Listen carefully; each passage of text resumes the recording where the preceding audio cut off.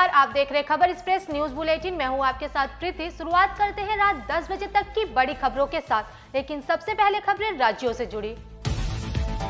भाजपा के उत्तर कन्या अभियान को लेकर रण क्षेत्र बना सिल्लीगुड़ी। पुलिस और भाजपा कार्यकर्ताओं में जमकर हुई झड़प। एक भाजपा कार्यकर्ता की हुई मौत। पुलिस द्वारा आंसू गैस के गोले दागे जाने के साथ ही वाटर कैनन का इस्तेमाल भी किया गया।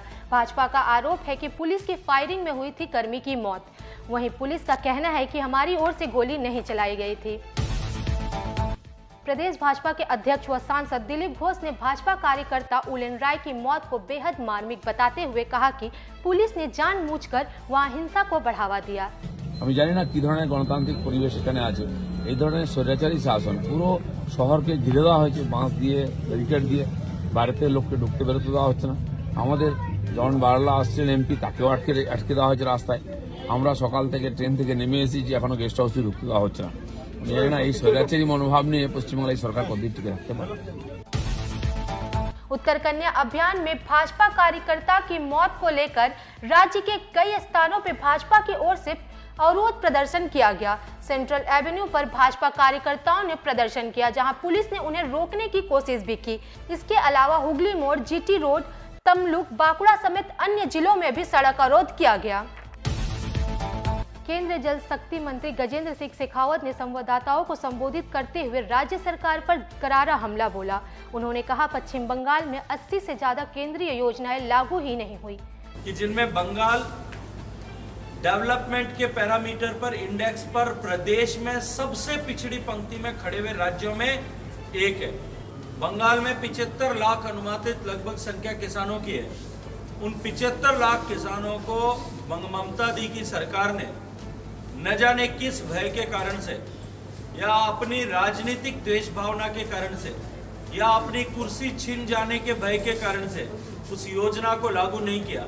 बंगाल के किसान के परिवार के हक का 6000 रुपया मारने का काम, गंवाने का काम इस ममता बनर्जी की सरकार ने किया। पश्चिम बंगाल परिवहन निगम ने अगले साल तक अपने मौजूदा बेड़े में 50 और इलेक्ट्रॉनिक बसों को शामिल करने का फैसला किया है। एक अधिकारी ने कहा कि इलेक्ट्रॉनिक बसों की भारी मांग है। वर्तमान में 80 बसें पहले से ही महानगर और आसपास के क्षेत्रों में विभिन्न सड़कों पर चल रही हैं। देखिए, सीएनजी बस जो है इससे पॉल्यूशन कम होता है, और अभी जैसा पेट्रोल डीजल का दाम बढ़ रहा है, इससे अगर सरकार सीएनजी बस ज़्यादा से ज़्यादा लाती है तो ये सरकार को बहुत अच्छा फायदा होगा। अब रुक करते हैं देश और दुनिया से जुड़ी खबरों की ओर। प्रधानमंत्री नरेंद्र मोदी ने सोमवार को कहा कि कोरोना वायरस रोधी टीके के जल्द तैयार होने की उम्मीद, लेकिन संक्रमण से बचाव को लेकर सावधानी में कोई कमी नहीं आनी चाहिए। राजस्थान के हनुमानगढ़ जिले में कार में सवार 2 व्यक्ति भारी मात्रा में अफीम की सप्लाई के बाद वापस जाते हुए लगभग 9.5 लाख रुपए की राशि सहित पकड़े गए। उनकी कार में 250 ग्राम अफीम भी बरामद किया गया। एक नजर जिलों से जुड़ी खबरों पर। नदिया जिले के कल्याणी में आयोजित तृणमूल कांग्रेस हिंदी प्रकोष्ठ के कार्यक्रम में बड़ी संख्या में पहुंचे हिंदी वासियों ने एक स्वर में कहा कि इस बार भी ममता सरकार ही बनेगी, क्योंकि वो वादे के बल पे नहीं बल्कि काम करके वोट मांगने वाली पार्टी है। कार्यक्रम में पहुंचे प्रकोष्ठ के अध्यक्ष विवेक गुप्त ने कहा कि महज 9 सालों में तृणमूल सरकार ने पूरे राज्य के साथ खासकर हिंदी भाषियों को लेकर जो किया है वो 34 सालों में वाम मोर्चा सरकार ने हमेशा नजरअंदाज किया है। और ये तो मैं दावे के साथ कह सकता हूँ कि उन्होंने काम करके वोट मांगा था, उन्होंने वादों पर वोट नहीं मांगा था। मैं कुछ चीजें बताना चाहता हूँ, मुझे कल्याणी के बारे में पूरी जानकारी नहीं, इसके लिए मैं माफी चाहूंगा। मगर कलकत्ता में 34 साल के सीपीएम रूल में वहां दशहरा और नवरात्र नहीं बनाया जाता था। मैं आप लोगों से पूछना चाहता हूं कि जितना हमको दुर्गा माता प्रिय है, उतना ही राम भी तो हमारे हैं।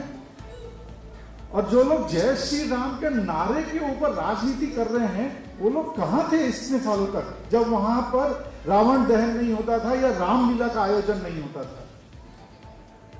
आज ममता बनर्जी के ऊपर में कोई भी किसी भी तरह का आरोप लगा देता है, क्योंकि वो काम करती है, आरोपों का जवाब देने में समय नष्ट नहीं करती है। मगर ये सच है कि पश्चिम बंगाल में, कम से कम कलकत्ता में, रामलीला चालू करने वाली ममता बनर्जी।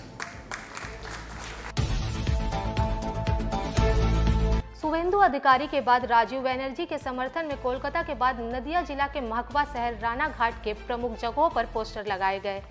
कल का मौसम। महानगर का अधिकतम तापमान 29 डिग्री और न्यूनतम तापमान 17 डिग्री दर्ज किया गया है। रात में अधिक ठंड होने की संभावना है। कल का पंचांग।